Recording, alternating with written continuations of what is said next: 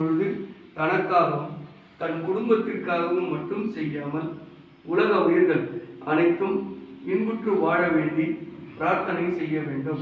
அப்படி செய்தோமேயானால் நம்முடைய கோரிக்கையும் அதிலேயே அடங்கிவிடும். திருவடி செங்கோல் ஆட்சி இதுவரை உங்களுக்கு நேரில் சொல்லி வந்தோம். கேட்டு எழுந்திரத்தில் திகழ்வார் ஒருவரிடம் தேறினர். ஆனால் அச்சில் வார்ப்போம், ஆகாவிட்டால் விழாவில் வார்ப்போம்.